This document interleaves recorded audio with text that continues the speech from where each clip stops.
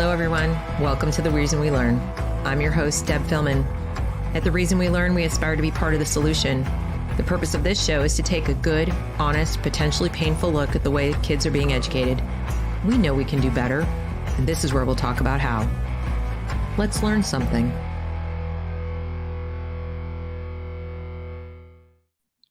Welcome, everyone. Welcome to The Reason We Learn. I'm your host, Deb Philman. I am so glad we are actually able to go live tonight. We've had some tornadic activity here in North Carolina, also where our guest is from in Maryland. She was out of power for a while. So it was a little touch and go, but we managed to get it up and running. And so we are here with you live tonight, August the 7th, 2023. If you're watching on the replay or listening on the replay, thank you for joining us. If you are new to this channel, please consider subscribing so you can be notified when I make new content, alerting you to things that are going on in your kids' education. At The Reason We Learn, we aspire to be part of the solution, and we hope you do too, and all of our guests do as well. Like and share this broadcast so people can join us, because this is going to be an interesting conversation. I'm sure people will have questions and comments, and I want everyone to be able to participate while we're here to answer those questions. Each of these shows is an opportunity to hear from people who are working daily to improve education in America any way they can. And tonight's guest is no exception. Kit Hart is the chapter chair of the Carroll County, Maryland Moms for Liberty chapter. So she's the chapter chair of the chapter. And she was also the first National Joyful Warrior Award winner in 2022. She's a homeschooling mother of 5, homeschooling for the win. And she has led several peaceful protests, rallies, and events throughout the state of Maryland on behalf of parents and their kids and defending education. Most recently, Kit appeared on OANN, NewsMax, and the Kim Klacik show. She has put together lists of books that her chapter is working hard to remove from schools. The underlying theme in these books is sexually explicit material, sexual content. She and her chapter are not out to get any particular kind of person or target any specific group of people. They simply don't want sexually explicit material in their kids' schools paid for with their tax dollars. So she and her chapter have been working hard on that. She's led an effort to remove the 50 worst books found in our schools. And she thought, as did the other members of her chapter, that most parents, regardless of their political affiliations, that this would not be a political issue, would want these things removed, that they would not want explicit MA pornographic type material in front of their minor children discussed with teachers who are not, they're effectively strangers. These would be classified as mature audiences only, as we will discuss. But what happened? What did she get for her efforts? She and her chapter have been met with extreme criticism and backlash from members of their own community who argue that all children should have access to this content. And I'm sure you've heard some of this before. You've heard about what happened at Moms for Liberty. No doubt it's been all over the news. People called Nazis, people called horrible things, book burners, etc. And Kit has been at the center of this firestorm. So we are going to discuss their arguments and also what Kit has to say. And we're going to look at some of the books in question and learn some more about how these books are chosen so that you can understand. And if you want to make your own decision, that's fine. But if you run into people who don't understand what's really going on, you can speak to them with more background knowledge about the topic. So without further ado, please join me in welcoming my guest, Kit Hart. Hello. Hi, Deb. Thank you so much for having me. Thank you for coming. I'm so excited. I'm so glad to meet you. And I'm so glad that you're here to discuss this very important topic with my audience. I get sort of tongue-tied talking about it because as you've mentioned in your bio, I didn't think this would be controversial. Like when we first started, when I started covering education like 3 years ago, this wasn't known. Like I wasn't as aware of the sexually explicit material. I was looking at CRT, I was looking at SEL, I was looking at some of the other things, right? And I knew that sex ed was getting a little racy over the last 10 years, but it never dawned on me that any parent of any political persuasion would want the kinds of books in their kids' schools and classrooms that we are seeing and trying to get removed, and that they would be defended. So many would be defending them to the nail. And you have educators and librarians, and it just boggles the mind. Mind-boggling. Yeah. Is that one of the hardest things for you? Is just the cognitive dissonance of like, I don't get it. Like, right. Why do you want this? Exactly. I mean, that has been by far and away the most frustrating part of it, that we actually have experienced some opposition. Now, I will tell you, our Board of Ed, when we exposed some of this material to them, they were actually horrified at what they saw. So I can get into the process of how it works here in Carroll County and kind of the steps that need to be taken to have a book removed. But what we're seeing on the back end is that, like you said, librarians, media center specialists, the supervisor in charge of all of the media centers in our county, they are defending these books. And it's very strange. In addition to some liberal parents and some just community members who think, like you mentioned, that we're book banners. So basically, I would like to start with just acknowledging that our vice chair, Jessica Garland, she's phenomenal. She's a mother of 5 boys. She was actually the one to initiate this project and do the lion's share of the research on these books. So she approached our Moms for Liberty chapter board and said, we really got to do something about these books. And then we kind of sent out a call to our chapter and said, we need some help. It's quite a lengthy process. There's quite a bit of back end work to be done. So we were overwhelmed by the support of our chapter that came together, researched these books, submitted reconsideration request forms, and then, approached our Board of Education about this problem. So, like I said, we have been very well supported by our Board of Ed. We spoke at the Board of Education meetings back-to-back months and had phone calls from members of our Board of Ed just thanking, just acknowledging. Even our superintendent acknowledged us to the entire board, to the entire meeting, saying, thank you for your efforts on this project, and we're going to do something about it. So thank God we have that going for us. But like I said, unfortunately, it's quite a lengthy process to get through in the meantime. Well, there are a few things that I want to go through with you tonight about this whole thing.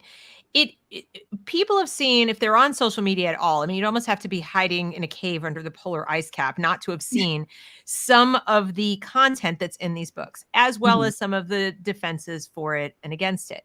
And so what I'd like to tackle tonight, rather than, continue to beat the drum that this stuff is inappropriate, okay, is I would like to talk a little bit, I hate that we have to do this, but I feel like we do, about why it's inappropriate. So in other words, you and I and your chapter members and a lot of other people take for granted that it's inappropriate. We are back in, apparently the dark ages of last year or wherever it was, where we all just were able to lay our head on the pillow at night and understand. Right. Remember, it's not a good idea. Remember when Judy Blume's book, where is it? Are you there, God? It's me, Margaret. that caused controversy back in the 90s about and a girl like, oh please, right. Oh, that's nothing. Yeah. Right. So what happened? So we do, but let's say I think there are 2 other groups out there, and we're not speaking to one of them. One of them is the group that's like, yes, put him in the school. We're not talking to them. They hate us. We're not discussing this with. But there's a large group of people somewhere in the middle who have been, kind of like, well, they're the experts in all this stuff, and maybe there's a reason. And, they say the kids are seeing it anyway on the internet, and they are. And then you have the kids who are confused about their identity, and maybe this helps them. So in other words, I'm talking about people of goodwill. People are good people. They have big hearts. They love kids. Okay. Just like us. They love their kids. They don't want to do anybody's kids any harm. So they're open-minded. They definitely are free speech, supporters of free speech for sure, as we are. And so that is the group of people I really want to address tonight. Okay. Because I think that what their question is, if they could articulate it, would be, explain to me though, Kit and Deb, exactly why is it bad such that you should presume to remove it from the school so that nobody's children can have it, not just your own? Because that is one of the big criticisms, isn't it? It's like, it's Right. not for you to say what my kids can read and can't. And of course, right, we're not. We're saying there's Amazon, there's library, there's other places you go get the book. Yeah. Yeah. And their contention is it's a public institution, it's a public school. And if you don't want your kid to read it, then don't let your kid, so in other words, the battle of it's public, therefore I get it. And you're saying, yeah, because it's public, I don't want to pay for it. And we're both right. Like we're Right. both right. And so what I think we have to explain to them is, why is it a bad thing for books, even books you might be okay showing your kid in your own home? Would it be bad for like any random kid in a public space in school with their peers and their teachers to have access to? Can we talk about that? Is that something Yes. we can? Okay, please. Yeah. So, okay. When a parent puts their kid on a school bus, they say goodbye to their child. They're not going to see their child for 8 or 9 hours. They assume that they are going to be safe and protected and generally fine in the school environment. Imagine you open your kid's backpack and you take out the book that she got from the media center and you open it up and it's called Let's Talk About It. And it's actual graphic descriptions of sex and how to have sex and how to masturbate. So that's what we're coming across. It's not benign. These things are not, they have graphic, and that's the one thing that was the one criteria that we used, was that they have graphic, pornographic material in them. They literal sexually explicit depictions, whether it be through pictures or through textual content. So your child is being exposed when you have no idea, and a lot of times you don't even know what your kids are bringing home from the public school. So if it's something that you want to expose your kid to, like you said, you can go to the public library, you can go to Barnes and Noble, but we need to make sure that the general, everybody in school is protected from this kind of material that most parents find objectionable to. Well, there's also another piece. You mentioned specifically masturbation and some other things of that nature. Now, one of the arguments that comes up is, well, it's sex ed, and shouldn't they learn? Or you get the, what if parents don't teach it? I'm sorry, my parents didn't teach me how, but there's sort of a false premise, isn't there? In there, so they leap ahead to sex ed equals how to do sex, right? Okay, which it was never intended to do, and the vast majority of parents don't want it to do. The vast majority of parents are comfortable with sexual education for the purpose of preventing pregnancy and drug abuse and disease. I really know very few. It's a very tiny group of people who have their reasons where they don't even want that. Okay. Or they want abstinence only or whatever. But the vast majority of parents, going back all the way to where you and I were kids, and I'm older than you are, were okay with, okay, cover how babies are made and stuff like that. If you must, and disease, and because it was, fine. Because not every kid is going to get that at home. And that is a public health issue. Whether somebody's getting pregnant as a teenager, somebody's spreading disease, these are public health issues. There's an argument to be made in a public institution. Okay, fine. It is not a public health or public interest. It's not in the public interest that somebody's child knows how to masturbate. Right. It is not in the public interest that somebody's child knows how to do all kinds of other activities that are in the how-to sections of books, like Let's Talk About It, and, this book is gay, and some other books. So what you mentioned, I think, is very important. There's the explicit nature of a book where it's pornographic and the kids are exposed, and we can talk about why that is potentially negative psychologically.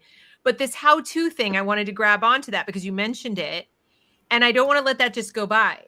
Parents and people listening, I hope you understand that what Kit is saying is there are components in these books that go well beyond educating a child about like their bodies in terms of keeping them safe.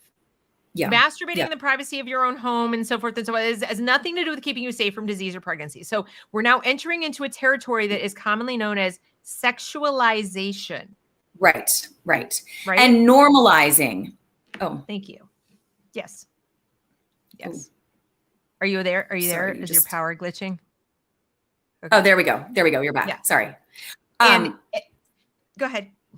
Oh, I was just going to say, yeah, exactly. It's sexualization, and it's normalizing the idea that children are sexual by nature. These books are trying to make children sexually curious and make it a totally normal thing. The far left has a very crazy goal, and it's really to diminish the distinction between adult and child and male and female. And they've already done the male and female dismantling, and they're working really hard on dismantling the distinction between adult and child. And we argue that material that maybe an adult may enjoy, perfectly fine for an adult. Maybe even like a book, Deb, like Water for Elephants. It's a wonderfully written book, has received all kinds of awards. It's a book I loved when I was in my 20s. And it's on our list. And the reason is because there's very graphic descriptions of rape. I've seen the movie. I mean, yes. Those of us who've seen the movie know that it is adult. Yeah, and you cannot argue. The themes are adult. It goes beyond even the sexually explicit. There's violence. Right. There are all kinds of really adult themes in that story. And like you said, it's a well-written, it's a beautiful story, but it's dark and it has some challenges. And I mean, the thing is, I'm trying to get across to the audience of that group of people that we are not prudes. We are not people who never want our kids to experience anything, to read these books or whatever. I mean, some of them maybe we don't want them to read, but because they're trash. They're just not well written. Right. But the ones like Water for Elephants, we just want it in the age appropriate place, which is college. Okay. Right. And from my point of view, both as a parent and an educator, the thing people are missing is not that this is going to sexualize the kids to want to go do that stuff, although some might. I think it's the opposite. I think when you sexualize a child too early, you scare the living daylights out of them. Yeah. If you take a child who is not emotionally mature enough and ready, or through puberty all the way, and it takes different times for different people, they get super confused, scared. The whole idea is just what we used to go, ew. Imagine the ew factor when it's as graphic as it's some of these books. So you go from ew, kissing, ew, they're kissing, to holy, someone's going to want me to do that. But you can't say that or do that. You're in the classroom and you're like, are people going to think I'm a weirdo? Are they going to look over my shoulder and see what I'm reading? Yeah, exactly. Like, what's going on? Yeah. And so I think we're forgetting that people don't mature at the same rate. So what looks mature to one person is actually kind of disturbed, like they're too far over there. And some kids are just not at all ready, and they could end up scared. And some of those kids may do some strange things like, I don't think I want to be a girl anymore, or I don't want to be a boy, or whatever the case may be. Yeah. The potential negative implications of sexualizing a young child before they're ready to emotionally and psychologically deal with the idea of being that vulnerable, the idea of having somebody want to put their hands on, or what, like these are things that even adults struggle with. And you mentioned safety. These are the same people who talk about trauma-informed everything, right? Right. Exactly. And then they'll tell you, but there are kids who've been abused. I'm like, yes, there are. And you don't necessarily know who they are. They may never have told anyone. Maybe no adult knows, but they could be sitting in that classroom or in that school, and you go, let's all read this book. And you have no idea what PTSD nightmare you are stirring up for this kid because they've been abused and you don't know about it. I actually personally know people who've been in that situation, and there is no upside. I guess what I'm saying is, I've got all these little downsides, including that most parents are like, no, not my kid. I don't see the upside. So all the people Right. are going, but what's the harm? And what's it? Lots and lots and lots of Oh, potential and layers for harm. exactly. And I mean, yeah, there's no upside. There's no educational value, none whatsoever. The only thing they're actually learning is that, rape is something that occurs, and maybe it's not so bad. And maybe masturbating all afternoon in your bedroom to porn is okay too. Like I said, it's normalizing this kind of behavior. Yeah. And you mentioned the distinction between ages. I mean, we have to think about it a lot. Some of these books we get flack because, oh, well, they're in high school. They're high school kids. They're old enough. They're mature enough. Well, first of all, my argument to that is 13-year-olds are in high school. And I have a 12-year-old, almost 13-year-old. And I can tell you right now, I can't even imagine what would happen if he read some of this stuff. There are 18-year-olds who are more mature than a 13-year-old. There are 16-year-olds who are mature than some 18-year-olds. But it's up to the parent to decide, is my 16-year-old ready to read, a level 4 book? Is my, some of them will be, but a lot of them won't be. And that's the problem, is that most of these kids, and if they are, then that is a little bit of a problem. We need to get back to offering children content that helps maintain their innocence. Like I mentioned, we have to stop blurring this distinction between adult and child. There is a reason why every flourishing society recognizes that distinction.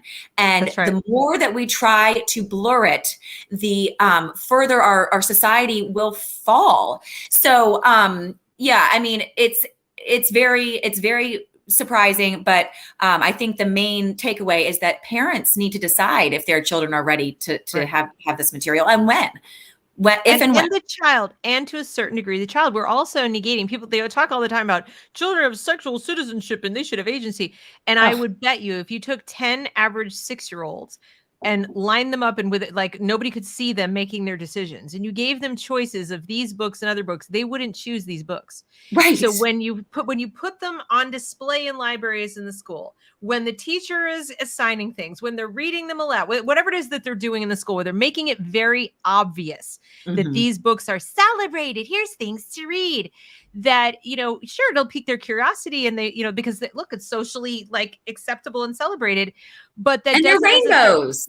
Right. And there's, colorful and all this kind of stuff. And it starts to feel like, well, if I want to fit in, and you mentioned flourishing society. I think this is another thing I want to linger on for a moment, because there might be people out there who say, okay, yeah, but why? I don't want people to get this notion that, we're talking about flourishing society like we're some kind of we're longing for the good old days. No, there are very specific reasons that a civilization survives and flourishes. And one of them is having very strong pair bonds between reproducing parents. Okay.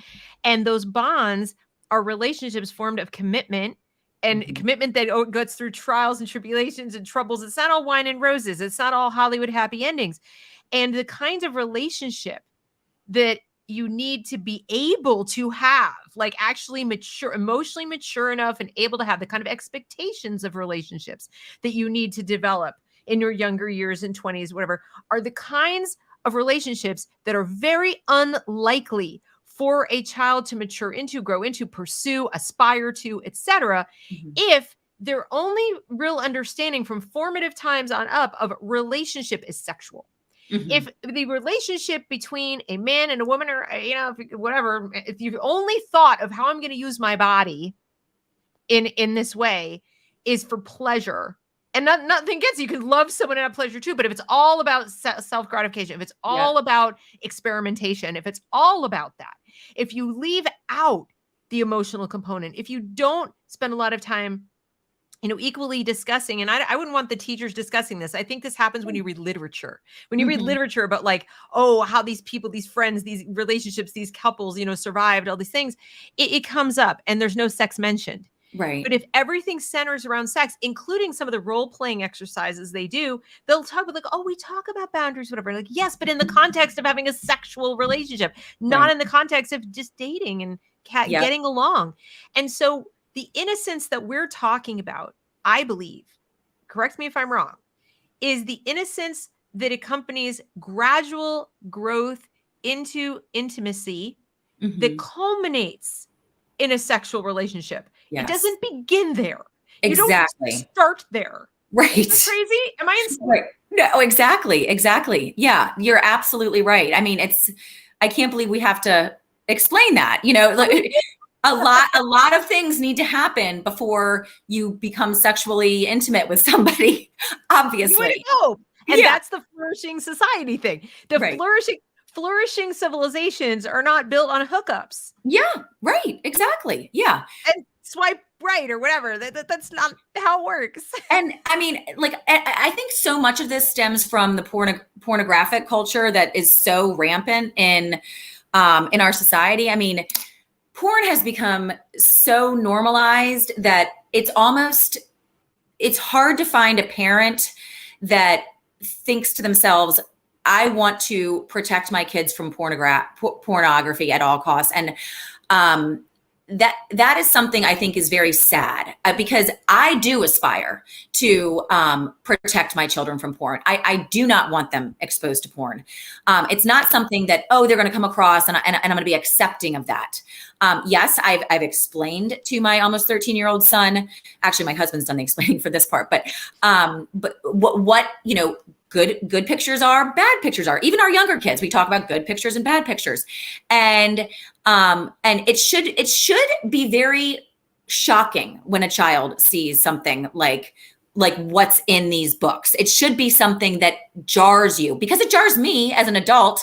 And I'm not some prude either, but it should be jarring. So I want to maintain that innocence. Yeah. I mean, it sounds a little radical, but it's really not. You think about, even 10 years ago, 15 years ago, this is something, the internet has really taken over and made porn very, just normal, just something that, people, it's like a rite of passage, unfortunately. Yeah. Well, the other thing is the thing we're not doing enough, in my opinion, is putting the onus back on the people who are pushing this and saying it's good, or saying that it should be there, or saying that we're bad people for wanting to remove it, and saying, not just, explain why it's good, but explain to me why you personally are so gung-ho to either read about children having sex or share the notion with other children. I really want to understand your personal stake in this, because you're very personally committed in the affirmative to having conversations of a sexual nature with my kid. Right. And I want to know why. Why this is important to you personally. And if they fall back on, well, free speech, but no, you're not answering my question. I'm asking you what you're getting very fired up. They call us names. They get very deeply personal about it. They yell and scream, and we're erasing people.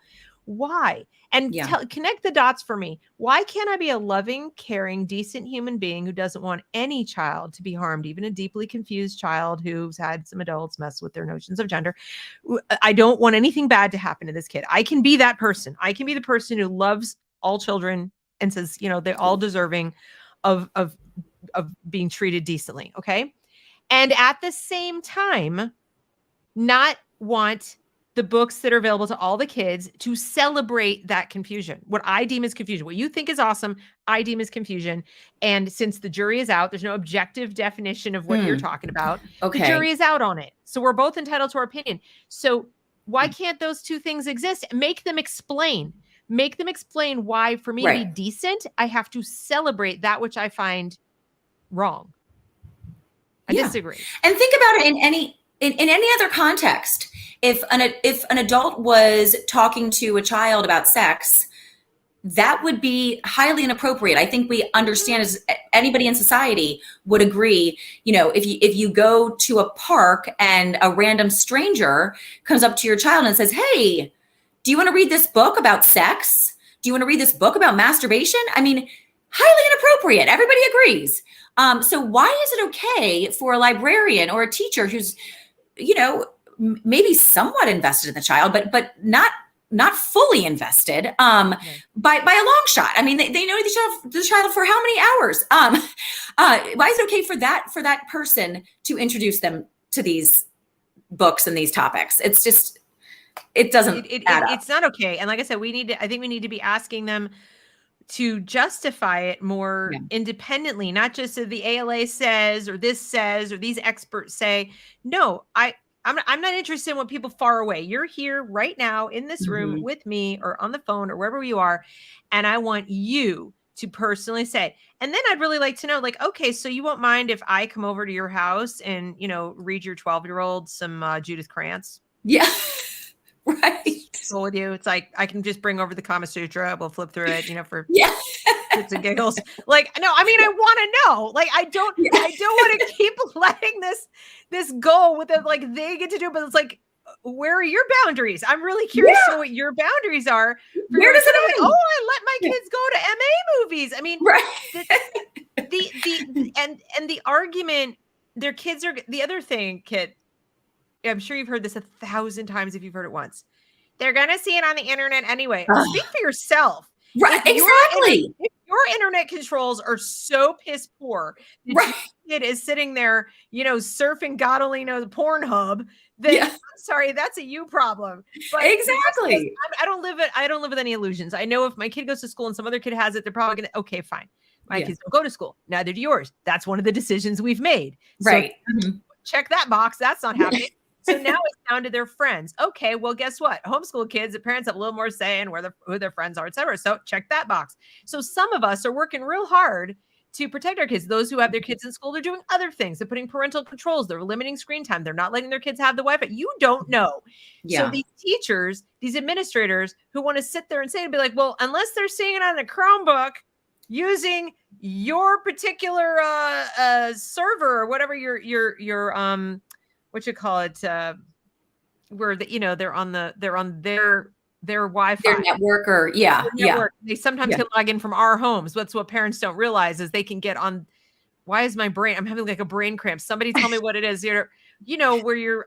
Anyway, you can like hide who you are and where you are by using it. Starts with a V. Anyway. Oh, the IP address. Is that VPN? Yes, okay. You got it. We got it. Yeah. Your brain just. Yes. Oh, what happens? Anyway, so if maybe they're seeing it from school. Okay. So when you're saying they're going to see it anyway, that sounds like a school security problem, because a lot of us parents are taking great pains to watch over it. And those who aren't, they should be. But it is not your problem or my problem or any other parent's problem to be like, oh, well, other parents are grossly irresponsible. That would be like saying other parents feed their kids junk food all day long. Yeah. Therefore, school lunch is going to be junk food. Exactly. That's what they're eating at home anyway. Yeah. Right. And by the way, your tax dollars are paying for it. That's right. That's not how it works. Right. Yeah. That's the problem. Lowest common denominator of parenting, and let that set the standard. Well, speaking of the lowest common denominator, I mean, the other problem too is we look at literacy rates, and here in Maryland, 69% of fourth grade students are not proficient in reading. So that's a huge problem. Why aren't the media center specialists focused? They have one goal: to teach the kids how to read at their grade level. Well, I mean, instead of focusing solely on literacy and meeting those expectations, they would prefer to give them this complete junk that is not elevating them whatsoever. So it's not just Maryland; it's most of the country. I mean, 2/3 of American public school children, cannot read at the right level. I mean, then you talk about writing. I mean, writing is even more disgraceful. I'm sure. It cracks me up, this one post that Joe Biden sent out the other day on Twitter, and it was like a picture of a fifth letter. grade. Yeah, of a fifth grade, like second grade. I was like, this is nothing to be proud of, Joe. This is what you're sending out as like the ideal letter that you get from a fifth grader. He was missing punctuation. He didn't have the letters the dear Joe Biden capitalized there. It was rife with error. Exactly. And why aren't we focused on, elevating educational experience and creating academic excellence in our schools instead of just feeding our children the lowest expectations possible, like lowering their expectations lower than you would even imagine. Well, and the thing is, sometimes then when we bring up the reading and the literacy argument, as you've just done, it is not uncommon to see people who support this stuff saying, well, you want them to read and we're just trying to inspire them to read. And that's why we're doing. And it's like, okay, nice try. Yeah. First of all, that could explain why so many of these are graphic novels. Right. Mm-hmm. Because you know perfectly well they aren't going to read them, but you're giving them salacious imagery. Mm-hmm. And then it's not motivating them to read so much as it's getting them curious to like pick out what's going on in the pictures. Mm-hmm. And that's not the reading that we're talking about. We're not interested in our children just learning to decode words. They can get that off a cereal box. Okay. Right. We are, street signs, cereal boxes, etc. That'll make you functionally literate. Mm-hmm. We're interested in our children being literate in the cultural sense. We mm-hmm. want them to have a vocabulary that goes beyond second or third grade. We would like that, because without a vocabulary, a sophisticated vocabulary, you cannot have sophisticated thoughts. Mm-hmm. Your thoughts after a point are made up of words. Right. I know there are people out there saying, I don't have an internal monologue. I just think in feelings. Okay, good for you. That you might make up like 1% of the population. The vast majority of people who are doing any active thinking are using words to do it. And the fewer words you have, the fewer thoughts you can have, the fewer subjects you can think about if you don't have enough knowledge to think about things. Right. So our issue is, this isn't the way that you inspire kids to learn to be literate, to learn to read and enjoy reading that doesn't have pictures, that isn't about something salacious and attention grabbing. Like, we're not looking for our kids to grow up and be victims of clickbait. We want them to do hard things. We want them to do great things. They're not all going to do great things, but great things, whatever that is for them. So even if they want to be like, I want to be the best, person in a field that is not a white collar field, you're going to have to read. You're going to have to improve yourself. And literacy isn't going to come out of these books. Right. I think kids are going to rise to whatever expectation that you set for them. And if this is what you expect from them, just to be able to get through a couple graphic novels every week, they will not pursue anything deeper than that.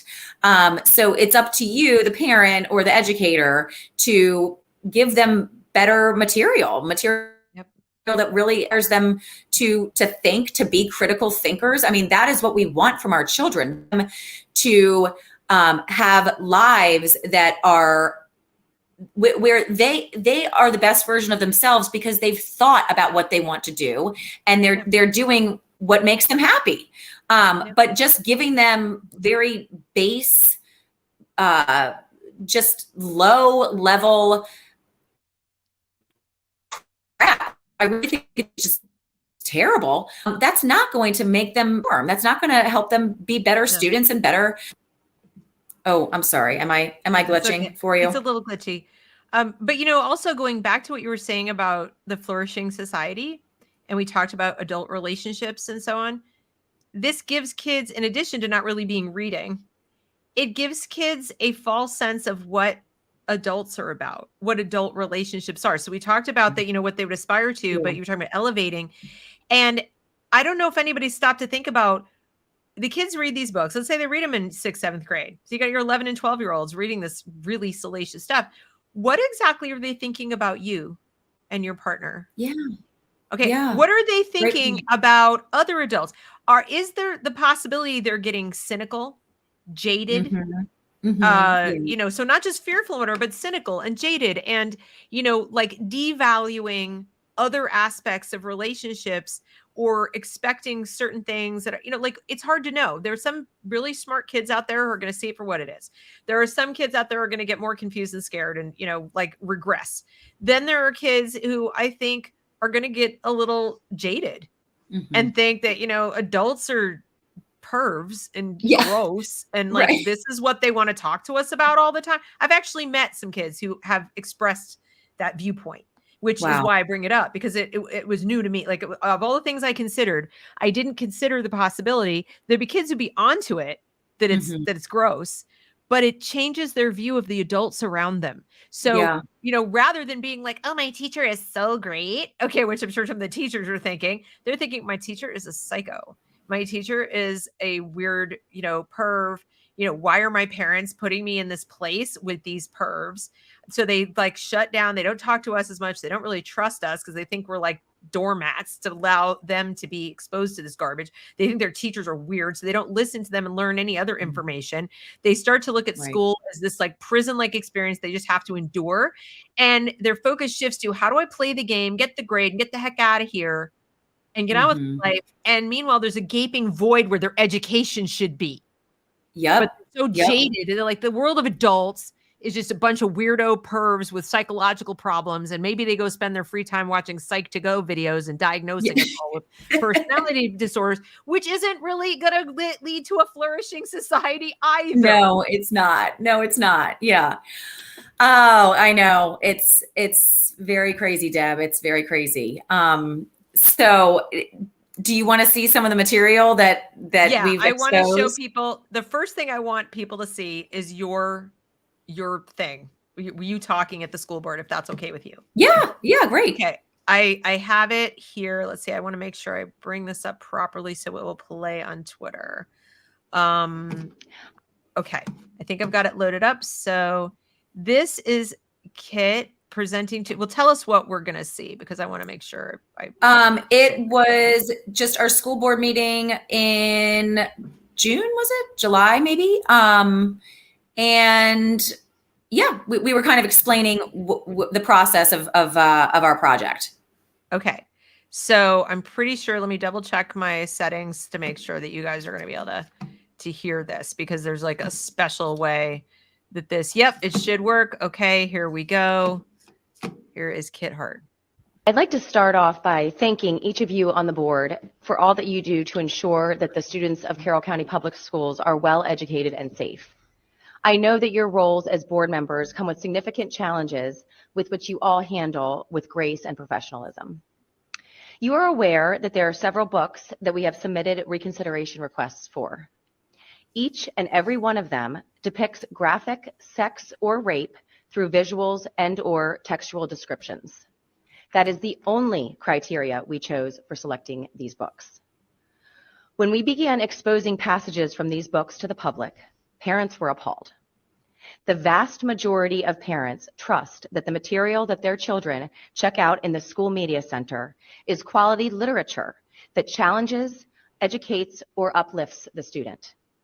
Instead, what we have uncovered is that there is a large portion of material that would be flagged on Twitter for being inappropriate content. Every media center has physical limitations. Not every book can be included. So it is the job of the specialist to curate a collection of material that is developmentally appropriate, enriching and inspiring, and above all, educational. If a parent believes their child needs to hear about a man raping a boy, or would benefit from reading about a teen's fist being jammed up his girlfriend's vagina, that parent is free to request that type of material from the public library or order it on Amazon. Trust me, I didn't want to say those words, but that's the kind of stuff that we're finding. The goal of the school system is to educate, full stop.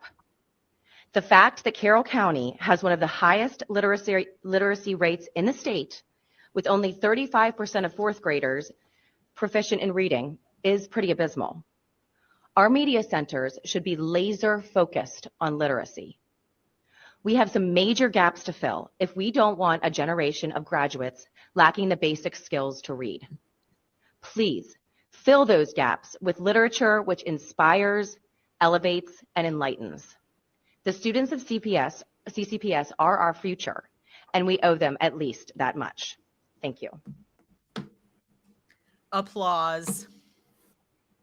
Oh, thank you. No, that was great. And thank you. There's so many good things about that. You know, everybody who's listening. I think what stood out to me is you made the point that, you know, their number one goal is to educate, and the materials need to do certain things.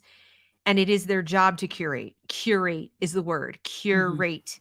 Not every book can be in the library, not in any library, in any school. And not every book is there. There are many, many books that are Right. not there. And you won't see me down there going, why isn't this book? Why isn't that book?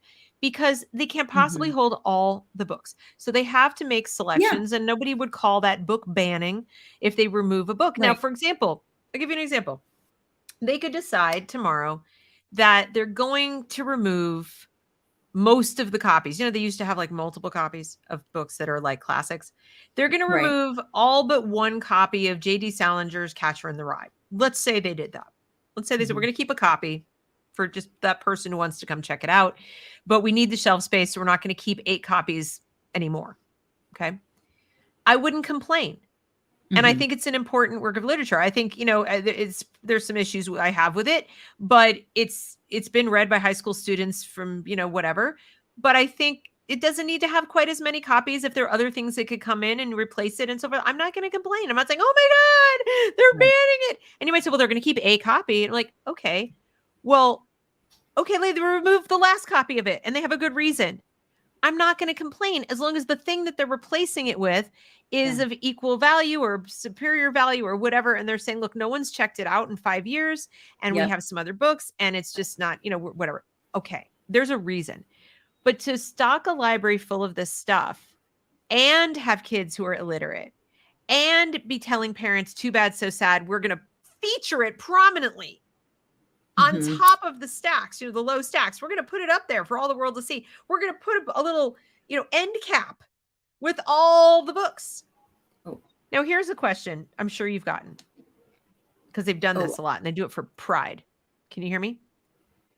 Oh, sorry. Okay, now so I can. They do it for pride. Yes. Okay. So have you gotten the question? Are you just against books that are LGBTQ themed? There are a lot of these books and they're LGBTQ themed. Aren't you just a bigot?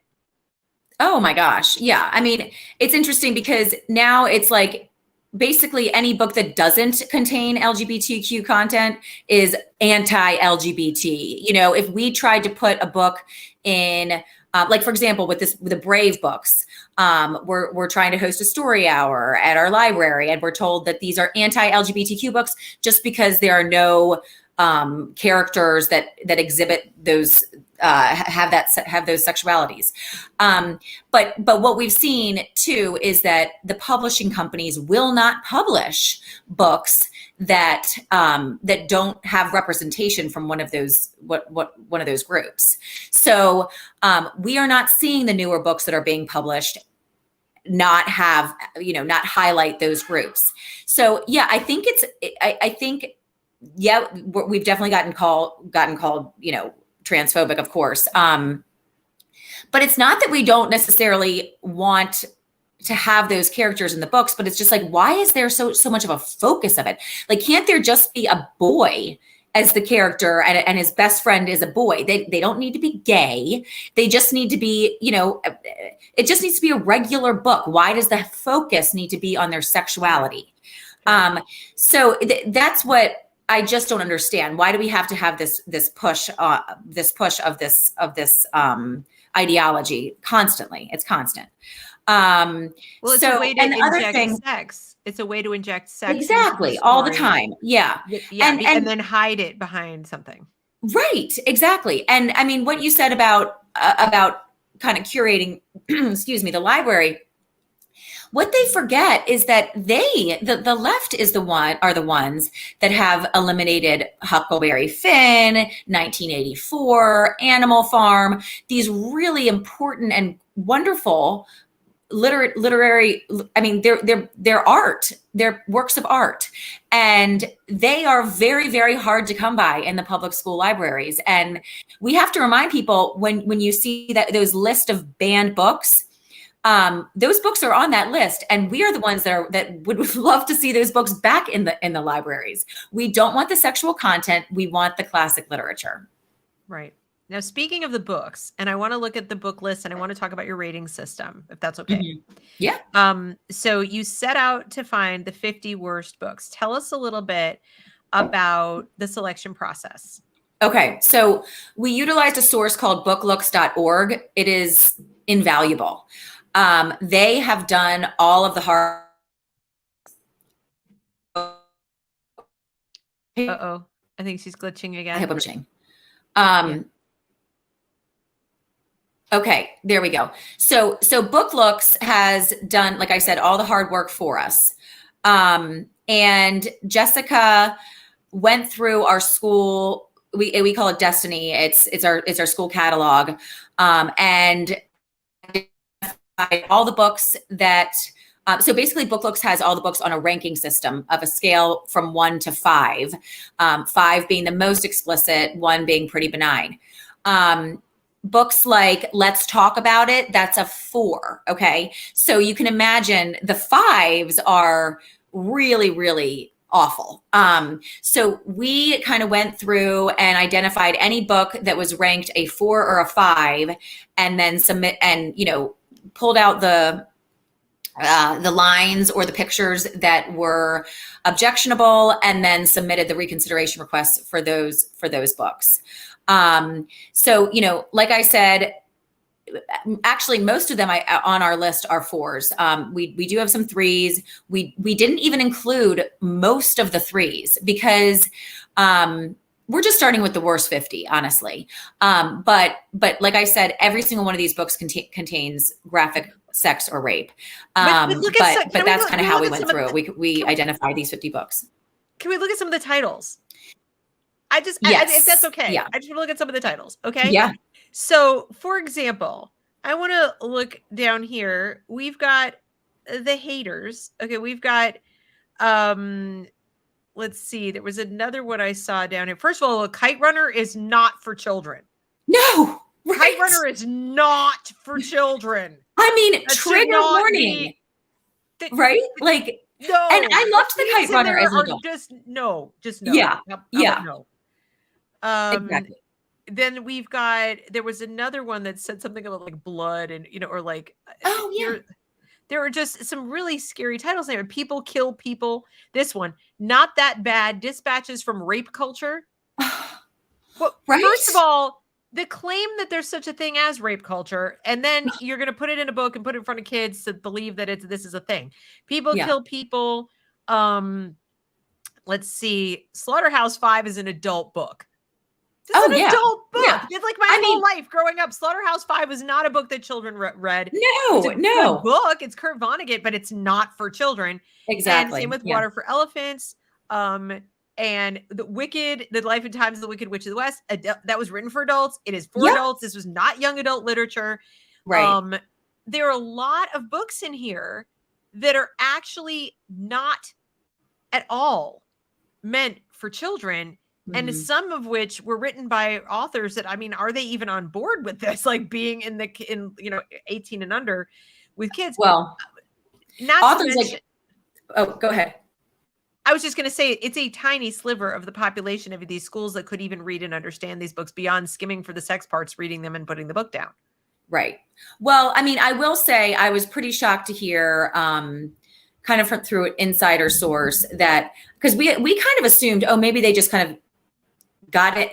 We thought maybe, okay, it was a publisher's list and they just ordered all the books from the publisher's list. That is not the case. There are some very, some of these librarians really have an agenda, and it wasn't unintentional. I know. The entire ALA. I know. Well, exactly. Oh, and you speak about the ALA, and I do want everybody here to know that there is finally an alternative to the ALA. Thanks to our friend Dan Kleiman. Exactly. Yes. Thank you, Dan. Yep.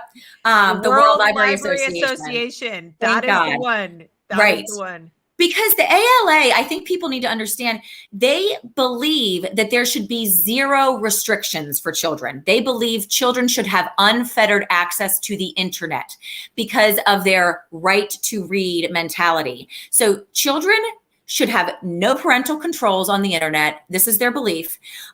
They should be able at whatever age to access any kind of material. That is straight from the ALA handbook. Grossly irresponsible. That is grossly irresponsible. I mean, I hope that most people watching, even people who, you know, think I'm otherwise some kind of crazy right-wing nut job, are at least rational enough to realize that minor children should not have unfettered access to the internet. Right. And then on top of that, librarians think they are. So they think they can. And on top of that, unless you plan to leave copies of Penthouse and Hustler lying around on the coffee table for your, you know, teenage son to grab hold of next time he needs to, you know, anyway, I mean, you're a hypocrite is basically the deal, because some of these things are the equivalent. The other thing I want to point out about this list, you see all these letters here, these represent schools. Right. Mm-hmm. And so next time somebody tells you that book's not in the school, go find me a school that book is in. Hello. Yep. All these schools. Yep. And multiple copies. It's not just one or two. Like, they have, any child could go in and get this book whenever they wanted.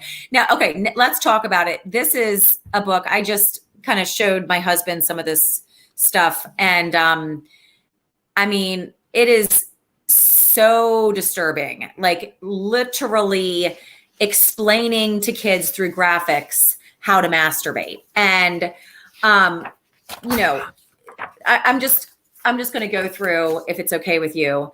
Yeah. So I'm going to drop this out just so you have a bigger screen, because people aren't going to see. Oh, yeah. Oh, okay. Okay. Yeah. So I just kind of highlighted a couple of things. I mean, it's like literally on every single page. Guys. Trigger warning. Yeah. I mean, I'm going through, this is how thick my handbook is for Let's Talk. It's like every single page has something on it that is objectionable. And I'm not kidding. Two girls are talking on page 123. Something I figured out a while ago is that it can be pretty hard for us folks with vulvas, because God forbid they say women. S or KS? I'm just kidding. Right. Yeah, folks with vulvas to come without some serious clit action. So look into vibrators when you get a chance. That's in the book. What is sexting? Do you just send someone a photo? Do you ask first? How do you ask? What sort of ground rules do you establish? Wait, stop. Yeah. Wait, stop. Okay. These children could ruin their lives. Right. Sexting. Literally, they could destroy their lives sexting. And Deb, it gets worse because then book in the school this is in the having school. a conversation as if this is just another thing you can learn how to do is sex. Yep. And then it says there's a graphic. I wish I could. Yes, thank you, Tatey. Thank you, Tatey.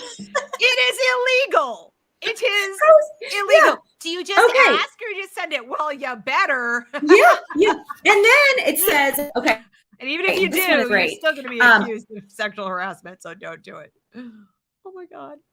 And on this one graphic, a great place to research fantasies and kinks safely is on the internet. I'm going to read that again. A great place to research. I mean, imagine a 14-year-old saying, oh, I want to research kinks and fantasies. They're finding this in their school library. I'm going to go on the internet and just Google kink. Oh, and your search history now is going to have that. Right. I know how to hide my search history. Not from the government, you don't. Oh, no. Not from Google, you don't. So mom and dad might not see that you searched kink, but everyone in Silicon Valley is going to know. Yeah. Everyone in, in friggin' wherever the government, keeps all their servers. Oh, they're going to know. And that's all time. And at some point in time, when they go and hand out that social credit that they're working on, you have no idea. Right now, it's all celebrated. It's all celebrated. Let's get all kinky, right? But you have no idea when the tables could turn and they could decide that the people who spend a lot of time Googling and searching kink need to get sent to a certain place. So you probably don't want to go Googling and searching kink. Right. Exactly. Yeah. And then it gives you like graphic examples I mean, but not only that, it gives you graphic examples, things to try, and then graphics of like how to masturbate. Here's your vulva, trail your fingers around and over. Okay. I mean, come on. Like, I'm an adult and I don't want to Yeah. I really don't. I don't. Right? And this is just one book. I mean, and then that is just the tip of the iceberg, really, Deb. I mean, the next book, I don't want to go through too much of this material. I can tell you when I was in middle school, I know for sure, when I was in middle school, if this had been going around, if this had been the material, I would have been a basket case. Yeah. Right? I would have been a basket case. I would have been like, I know. I mean, it's tragic. It really is like a serious problem. And by the time I was in later years of high school, I wore like the biggest, baggiest sweaters that you could find, like not exactly form-fitting clothing. And I remember being in like 5th grade and developing and having the boys make comments, whatever, and being mortified, like absolutely mortified that I wasn't one of them anymore, because I'd wear shirts that were 3 sizes too big and giant sweatshirts and things like that. Anything to hide that I was, didn't look like a boy anymore. And there are girls out there now. Some of them have ROGD, or they're actually saying they're trans or whatever. And this kind of information freely available is not really helping. No, Sorry. no, I can tell you that. It's not helping. Well, it's definitely attributing to the social contagion for sure. And I'm sure the people out there who are going to be watching this and going, "What a prude she is." I'm like, I'm an adult. Well, human yeah, female, and fine. and we're not talking about me. Yeah, I'm envisioning little kids. Yes. Yes, an 11-year-old, a 12-year-old, a 13-year-old is a little kid.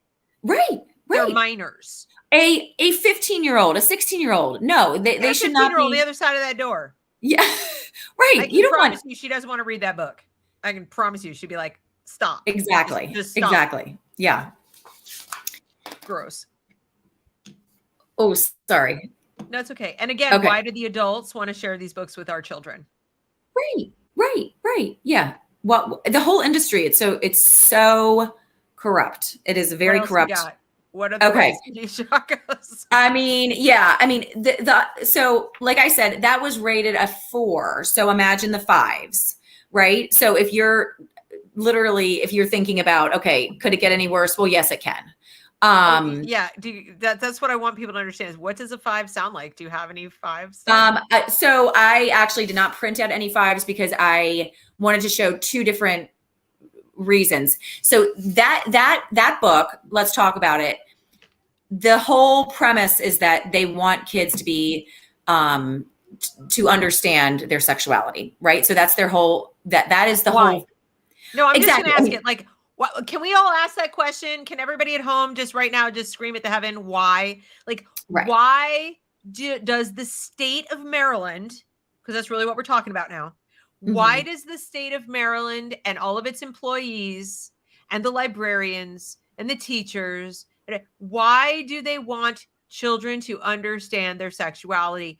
Why? Right. In whose interest? It's most especially, why is it in the public interest? We are talking about public schools. If your private school does this nonsense, and I know that they do, hey, that's on you and them. That's between you and them, and you're paying for it. I'm not. But when it comes to my tax dollars going to something, it should be in the public interest. Why is it in my interest as a taxpayer to give a rat's, about, you're saying vulva on my show and I'm worried about ass. So why is it in the public interest to teach them about their sexuality? It's not. Exactly. It's not. And like Tiffany Justice, our co-founder, always says, the least interesting thing about a child should be their sexuality. There's so many more interesting things that a child should be identified by than their sexuality. It's like, come on. So that's the whole argument, is that children need to be comfortable in their sexuality. They need to discover their sexuality. So the other, why? No, I mean, I'm that annoying 5-year-old. Like, why? Yeah. Why? Children. No, because remember, you said the word, you said Children need to be comfortable in their sexuality. Children need to be comfortable with this. No, they don't. They are absolutely children. don't. Right. They need to be comfortable learning how to explore the woods, No, adults maybe, but that's their business. They're adults. Children need to be comfortable picking up a book and going, oh, I know what those words say. And none of them are vulva. I mean, right, exactly. They need to be comfortable reading, unlike the school system thinks. Something that isn't about vulvas, penises, and anuses, and other bodily parts. I mean, I know. Yeah. This is the claims, the number of claims that these people make about children need. I would just like to make a list. One of these days I'm going to do it. I'll just knuckle down and make a list of children need with a big word, no, they don't, or the big set, like, no, they don't at the top, and just to challenge all of that garbage that they claim that children need. And it is like idiocracy. I keep saying that, like I said at Moms for Liberty, like it's got electrolytes. It's got, like it's got what children crave. Children need this. Like, says who? But it really is what it always comes back to really what adults need. And so kind of like with the drag queen story hour, it doesn't benefit the kids at all, but it benefits the drag queens. And it's all about the drag queens. But okay, so that leads me to my next book, which it was written by a man who was sexually abused. And so his whole argument in having this in schools is that he needed to tell his story about how he was abused and how it affected him. He needed. Again, what do the adults need? Is this about anything to do with the children? Do the children need to hear about your experience? I need to know that other children are validating my experience. Exactly. That's what he's saying. And so this book, therapist. Yeah, right. Children who read your books are not your therapist. So this is called Blanket. And it also Greg Thompson. Yeah. So this is another thing that really irks me is he grew up in a religious household and felt restricted by his religious parents. And so he struggled with temptation throughout his life. And so it also puts into the child's head, like, do you have a religious household? Are you repressed by your parents? Because it says things like, Jake, church camp is the best place to score pussy. I was feeling up that one blonde girl last night. What's her name? Oh, Cindy. So in other words, you're repressed if you grow up in this church household and your parents have religious beliefs. So go to church camp and score some pussy. Like I know that it comes across. Your dad looks like a Mexican, too poor to feed you, and your mom is so religious it makes everyone in town sick. And your brother, your little brother with his messy hair and stupid voice must be retarded. Retarded. Yep. Yeah. Crazy. And another thing about book looks is before we go into the graphics, it shows the number of profanity or derogatory terms. So in this book, the word dick is used 3 times, faggot is used 2, fuck is used 4 times. Shit, piss, all of these are in these books. Now the YouTube censors are going to come out and be like, I'm sorry. It's naughty words. No, I did it too. I mean, it's like, I'm trying to, this is, we're all a little shocked about it, but think about how the kids are. Okay. So in this book, this is so disturbing. It's this graphic of a man, of a creepy old guy leading a young child into a room away from his brother and then pulling the child's pants down. And the man's face is like right where his penis, where the little kid's penis would be. It's so gross. And they're normalizing. Is this in Blanket? This is in Blankets. Yes. Okay. Yes. Okay. So the guy felt the need not just to discuss being abused with children, but he felt the need to graphically depict it as well. Right. This, you guys, no one is talking. We have, Adam Coleman says it, we have weaponized empathy. We have turned this idea that somehow in order to care for this guy, who wrote this book. We need to subject our children to psychological trauma so that, he won't be alone in his trauma. Well, instead of saying, we're very sorry that happened to you, and now you need to work on your trauma and work through it. And, I'm not going to say get over it, because that's horrible that it happened to him. It's terrible, but it's not anything we can help you with. Like, my child reading this isn't going to help you. Yes. It isn't going to erase the memory of the horrible thing that happened to you. It's not going to punish the person who did it. It's not going to do anything of any good to anyone. And you know what else?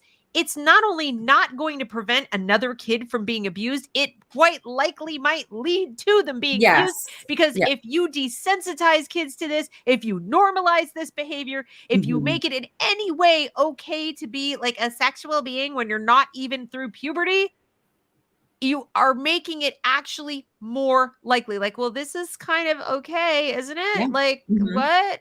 People do this kind of thing. Or worse, this is just what grownups do. And I'm just going to have to deal with it because grownups did this to someone else and now they're doing it to me. And there's just this level of apathy in our culture with these kids. They're so apathetic to, normal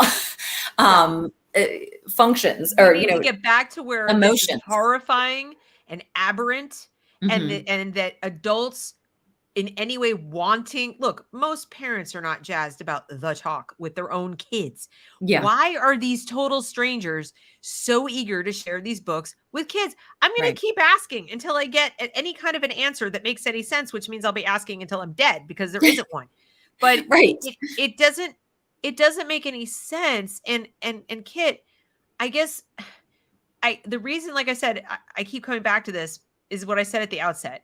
I don't want anybody watching this to get caught in that gaslighting vortex of, well, kids are going to see it anyway, or they talk about it anyway, or it's on the internet anyway, or, well, this is the modern way, or, it's important for kids to learn about the real world. No, the real world is a wonderful place full of different kinds of people. And most of them are not monsters. And most of them don't abuse children. And most of them would never dream of raping anybody. And which world do you want to depict to the children who are going to grow up and be the adults in the world when they're adults? The world of mostly decent people where bad things are bad and we don't like never talk about them, but we talk about them only when we absolutely have to. We don't go look at the bad stuff. Which world do you want your children anticipating being a grown-up in? Exactly. Yeah. You have to feed them material that they can stomach, that they can process, that they're comfortable with, and that will help them in grow very, very slowly to maturity. So absolutely. Right. Yeah. So thank you so much, Sophie, for the super chat. If there's something you would like to ask Kit, please put it in the comments and I'll be sure to bring up your question. But thank you so much for the support. For those of you who are giving super stickers and chats, I greatly appreciate it. You're making it possible for me to continue to do this. So thank you so much. Feel free, put a question or anything for Kit. So we got the rating system, the 4s and the 5s. You're not even putting the 3s. So you guys are not being super nitpicky. This stuff is bad. That's the other excuse. They're being so nitpicky. No, that's not nitpicky. Well, yeah.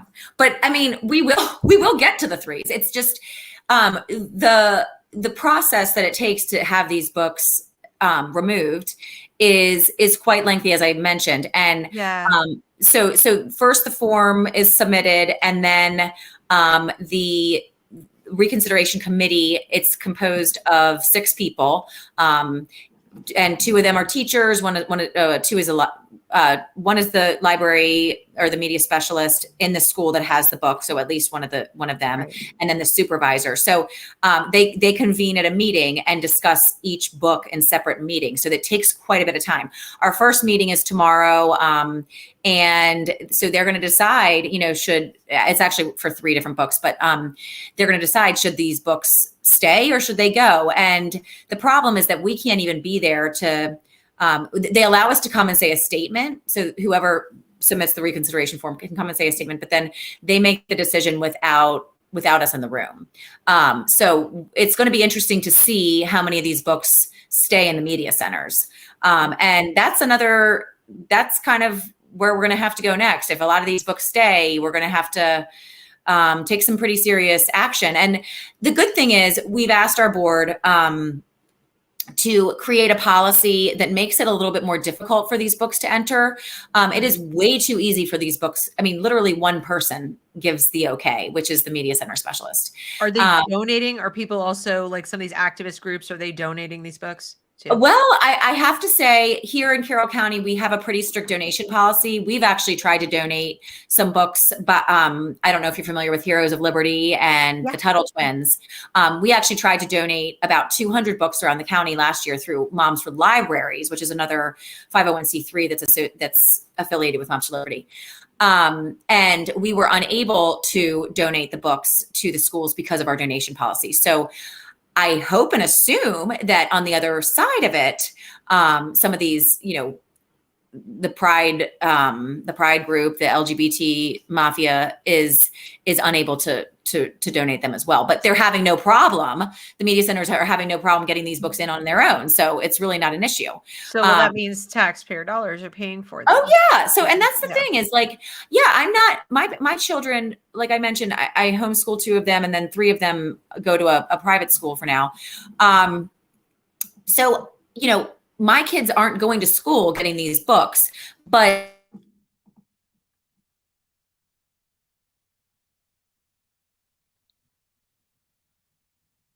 I think you're frozen.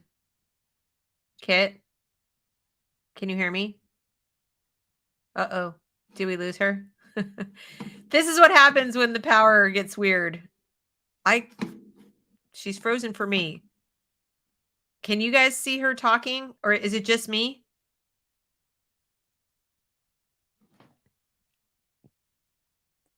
It's frozen Kit. Okay. Oh dear. Well, I hope she comes back. It has been Tatey. It's been storming. She's in Maryland and I'm in North Carolina. We had a big, we had a tornado warning, and she dropped out. So hopefully she'll come back. The sky turned black and it was really scary. And she got together with me over the phone at about 6 o'clock. And she said her power was out and then it was restored. And then now I don't know if it's back out again because there have been storms. We've had thunder and lightning, and my next door neighbor's tree came down in their yard. They had a Bradford pear. And if you know Bradford pears, they split very low to the ground, which makes them very vulnerable to storms. And a whole section of the tree came down in their backyard in a matter of, 5 minutes. So it has been bad. We got lucky. My house was spared, and I'm usually the one that loses power, but we do now have a whole house generator too. So that's a plus. Well, I guess I'll keep going until I hear from her or she comes back. Do you guys have any questions or comments that you want me to bring up about any of this? Have you experienced this in your schools? Are you wondering, what to do? One question that I was going to ask Kit is what to do if you do the book challenges and it doesn't work and they insist on keeping the books, but your child still has to be in the school with all this material. My initial thought is that we have to start going at it from a similar angle that, let's say, Ron DeSantis has taken in Florida, which is passing laws about what subjects can be discussed by teachers, because I really don't think a teacher has complete freedom of speech to talk about any topic they want. Are you okay? Everything good? I am so sorry. I don't know what happened there. Yeah, you just completely froze and then dropped out. So we were wondering what was going on. Now. Some people are asking what your website is. Do you have a website? Do you mean for the book specifically, or for for you and your projects that you're working on? Oh, okay. Well, of course, momsforliberty.org. We have our own chapter website. If you go through there, you just click find your chapter really anywhere throughout the country. We have over 300 chapters throughout the country. So, we're in Maryland. I'm sorry. You're Carroll County, right? Yes, Carroll County, Maryland. There's 9 other chapters in Maryland, and then, like I said, 300 chapters throughout the country. So please go to momsforliberty.org, find my chapter, and you can find the closest one to you. We're also on Facebook very regularly. Each of us has our own private Facebook page that you can ask to join. We're on Instagram publicly. We have a public Facebook page. I'm sorry, a public Instagram page. Right. It's Moms for Liberty Carroll. And there's several ways to find it just throughout all of social media. We're all over the place. Okay. My own Twitter is at 5 sweet hearts, HARTS _. But you can follow. I mean, Deb is a huge, wonderful asset to Moms for Liberty. And then thank you. I try. Tiffany Justice, Tina Skavich, at Moms for Liberty, many ways to find us. Right. And I know we've been on for a long time, and I really appreciate you giving me all this time, and I've talked a lot, and I haven't let you talk as much, and I do apologize. There's like so many things that I wanted to make sure we got out. But one question that I have, I'm sure the audience has, is when these, I shouldn't say when, if the challenges fail, let's say, I say when only because it's happened in other districts and other places where they haven't been successful. So I know people have this question. What are the sort of other policies that you guys have in the works? I know that in Florida, Ron DeSantis has passed laws about the subjects that teachers can talk about, that librarians can talk about, et cetera, in the K12 space where there are minor children. Is that on your list of possible things to look into? Yeah, I mean, we have a legislative committee here in Maryland. We worked on a Parents' Bill of Rights last year with Senator Reedy. Unfortunately, it failed. As you know, Maryland is a very blue state. But we also hope to, actually, one of the bills that we're talking about submitting to our legislature is a book bill. And first of all, we need to really define what pornography entails, because right now pornography does not include graphic images. So cartoons, for example, because there's not actual pictures of the people, it's drawings of the people committing these acts. That's actually not considered pornography. So one of the initiatives that we plan to tackle this coming session is expanding that definition of what pornography entails to, cartoons and graphic depictions. In addition to, we want to have a transparency in education bill looked into. Right. That would allow parents to really have full access to what their kids are learning in schools, the full curriculum, programs that the kids are involved in, et cetera. So yeah, definitely at the state level, we plan to move forward on this.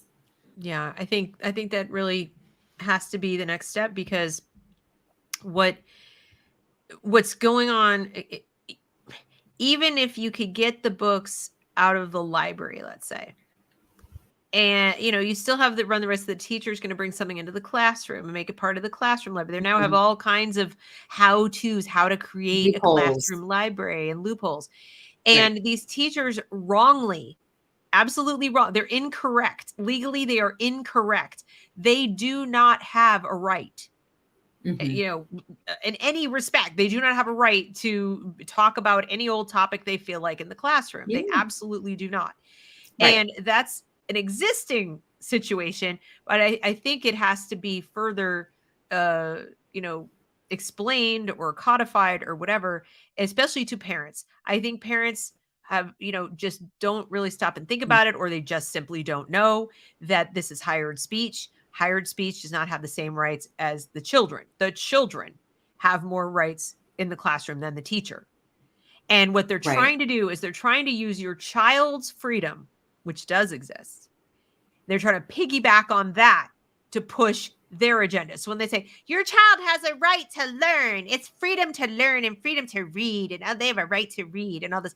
It's like, yeah, but they're not seeking these books out, and they're not saying, give me the porn. That's not happening. Okay. Right, exactly. They wouldn't know it existed. Yeah. They wouldn't know it existed if it weren't for y'all. So stop generating these little Freudian conversations that make Oh you go, yeah. oh, what is, a strap on here? Oh, because I just brought it up in passing conversation. Here's a book that explains. That's what they do.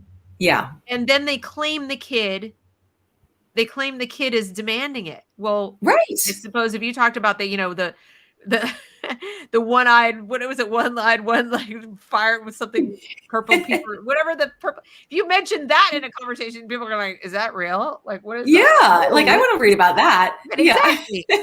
However that song goes. But that's what they do. And they're Yeah. leveraging your child's freedom. Your child isn't asking for this. And then what they do is they'll round up the 2 or 3 kids who are their flying monkeys. They're these little narcissists and they're flying monkeys. And they'll be like, want to start a protest? Let's start it. Yeah, I want to be part of a protest. Okay, let's start a protest. Here's a flag. Make some banners. Protest them mean parents who don't want their kids to learn this stuff. And then the kids who have the so-called mean parents are sitting there going, what? Like my mom? Right. My parents? Right. And Right, that brings me to the last thing, I think, because I want to let you go. You've been like such a patient person to sit here this long. What do you say to people who say, and I think it's a legitimate concern, I'm concerned about backlash towards my child. I have to send my child to the school. I mean, I would argue that, but they'll say that's how they feel.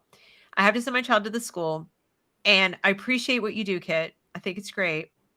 But if I join you, if I support you, if I get on board with this, if I, or whatever, I'm worried that my child is going to feel the heat from the teacher, from the other kids, from social media, from whatever, that, their mom is the fill in the blank. Your kids are homeschooled in private schools. So you don't have to worry about that. What I do. And again, I'm playing devil's advocate. Sure. Yeah. I mean, this happens. Yeah. Unfortunately, we've had people just recently, I think because we've come out, and I'm sure people have seen, we've been labeled as a hate group by the SPLC and all that.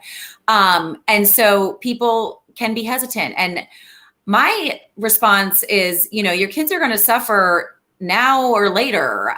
They might suffer a little bit by being a little bullied and maybe harassed a little bit, but now is a good time to have that talk with them. We have to stand up for what's right. And so if you get teased or you get harassed by a teacher, I'm always going to stand by you. But that's part of being, that's part of standing up for what's right, first of all. And secondly, if you don't stand up now, your kids are going to suffer much worse later on down the line. Can you look at yourself in the mirror and say, it's too hard for them. I can't allow them to be a little bit bullied. I'm going to take a seat back. For me, I mean, to each his own.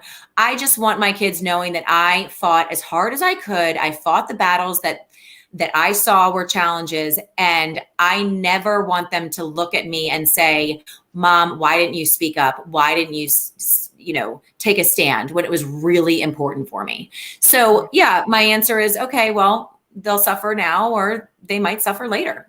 Right. Well, and you're right. Yeah. It's like, what kind of principles, if you're going to agree that the school is not reproducing the culture you want it to see reproduced for your child in your child's environment, then it literally is your job. Like it's your job anyway. It should have been your job from day one, but it was never a good idea to outsource it. But now that they've taken hold of it and decided that whether you like it or not, it's been outsourced to them, you have to fight twice as hard just to get your own values into your kid. And, you're in not saying something, as you point out, you are saying something. You're saying it is more important to go along to get along. It is more important to fly under the radar. It is more important to fit in. Fitting in. I saw this little clip, and I have had my differences with her recently with Brene Brown, but she said something recently that really stuck, and it was really true. And she said something about the opposite. She said, belonging is not about fitting in, that actually fitting in is the opposite of belonging. And I thought that was a really good point, because you have a lot of people out there talking about belonging. But what they mean is fitting in. What they mean is being accepted and celebrated in the particular environment with the particular standards that we're creating anew. They're calling that belonging. they're not really interested in belonging. They're interested in everybody fitting into their new worldview. Yeah. Okay. Real belonging says you don't need to show up as anything but who you already are. And in fact, we insist on it. We insist that you show up exactly as you are. They'll claim that that's what they're doing, but they're not. And to be anything else would be wrong. And please don't. So, Yeah. and they'll claim they're doing that, but they're not. They're doing that for a very tiny segment of people and then saying, see, we're all about belonging, LGBTQ everything. But if you have a book that features heterosexual characters, it's anti-LGBT. It's not, and you belong too, and you belong, and everybody belongs, and we're all belonging. Yeah. That's not what it's about. It's a lie. They turn all these words inside out. They do. So if you don't speak out, and not everybody has to speak out the same, right? Aren't there ways that people can support you and support what you're doing without necessarily being vocal? How can people support you in your efforts in your county? And I think this would go for other places as well, other states, other districts. There are other kits. Kit is one person, one district, but I guarantee you there's other kits. I know here in Mecklenburg County, we've got Brooke Weiss. So there's different people. Yeah. How can people support you if they're like not super comfortable putting their face out there, but they want to help? What can they do? Yeah, I mean, there are all kinds of ways. And this is what I always say to our chapter members. If you have a certain skill, everybody in this fight is called here for a reason. And if you have a skill, reach out to us and we'll give you how you can help. Somebody said to me recently, like, I want to revive our Instagram page. She didn't want to put her name out there. She's not very big on social media because she doesn't, with her job and everything, but she can sit behind that social media or the Instagram page behind that icon that says Moms for Liberty and put a bunch of posts up there. She's wonderful with graphics. Other people in other ways, like, with the reconsideration forms, it was a lot of tedious work. They might not want to go to school board meetings, put their names out there, but they'll sit on their computer and research books. There's always a way that you can help. And even if you're not into, speaking or you're more introverted or whatever it is, there is a big need for you. I can tell you right now, there's a way that you can help your chapter. I am so blessed to have 7 people on our leadership team who do not care that I am like the chair necessarily, like they know that maybe I'm running the meetings and everything. We are a group effort. This is a group effort. We all have our place. We all have our talents, and we're all working on the same issues and the same goal, towards the same goal. So there's all kinds of ways that you can help, but please just take a step and join this fight, because we need every single one of you. I mean, I made a post on Facebook the other day, just to my personal page.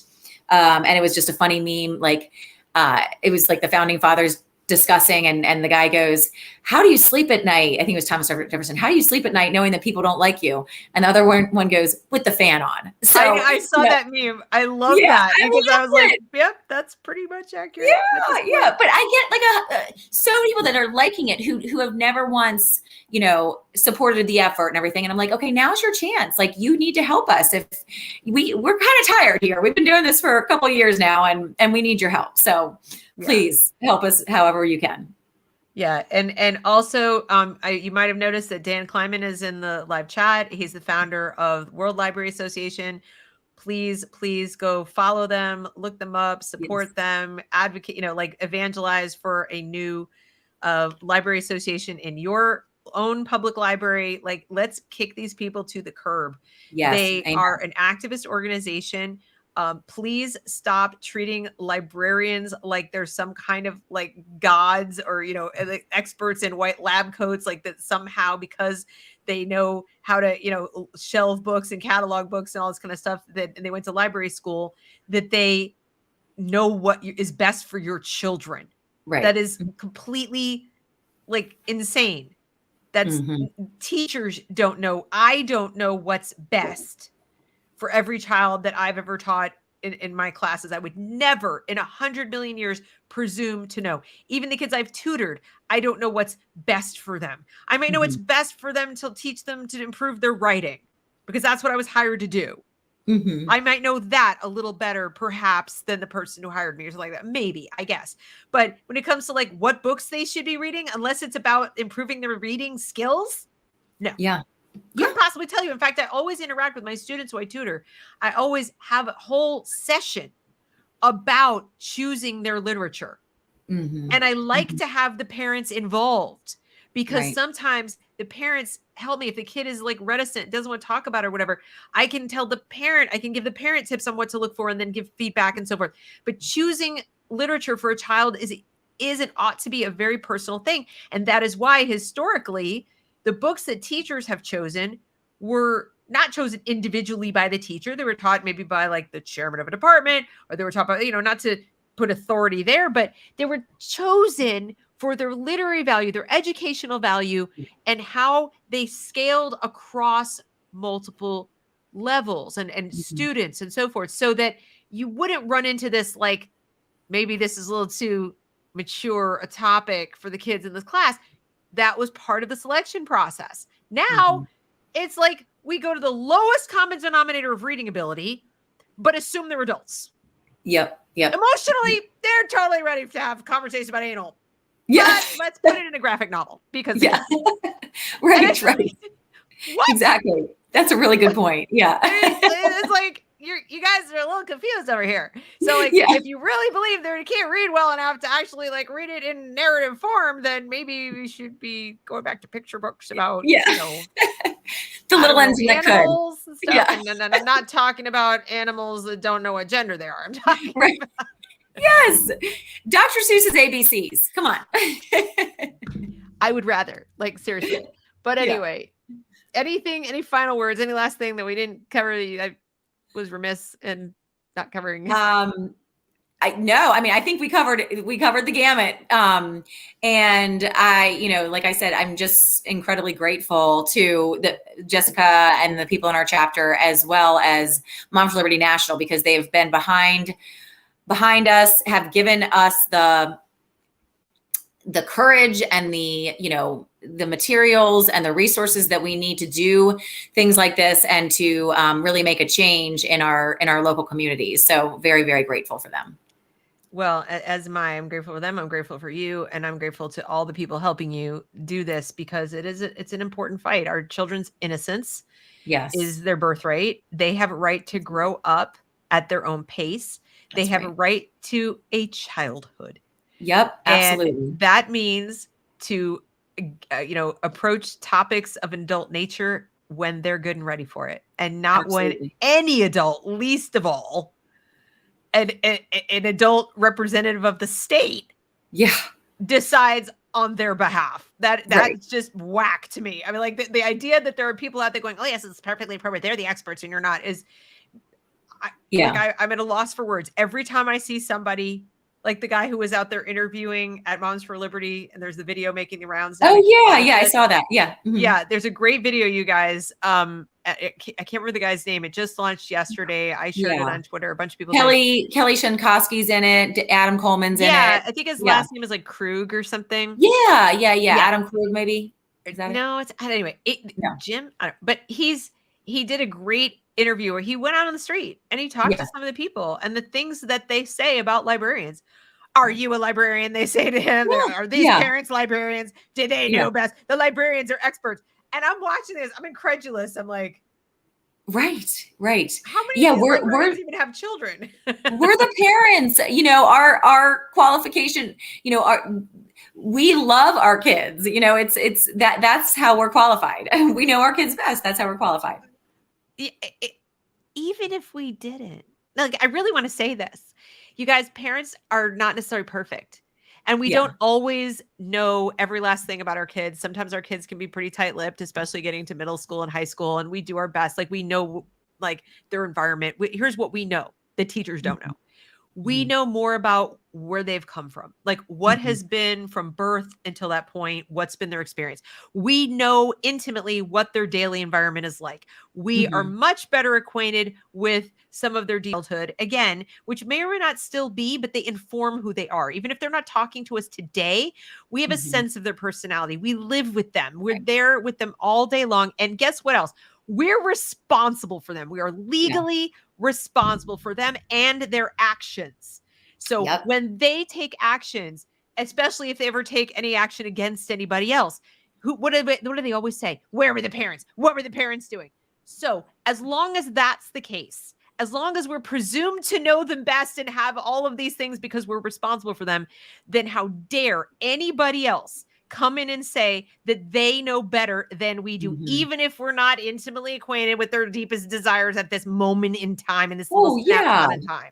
Right. It is not anybody else's responsibility. It is our responsibility. Yes. And you do not get parents to be more responsible by taking responsibility away from them. That is how you further infantilize parents. You separate children from the family, and you end up with families torn asunder and the entire society not flourishing. Yep, absolutely. Sorry, that was my little rant. Amen. Hear, hear. Anyway, thank you so much. Oh my goodness. Thank you. To our audience, to Kit, to everybody in Carroll County who's helping Kit, to Moms for Liberty, and to, those of you who subscribe to this channel and support this channel.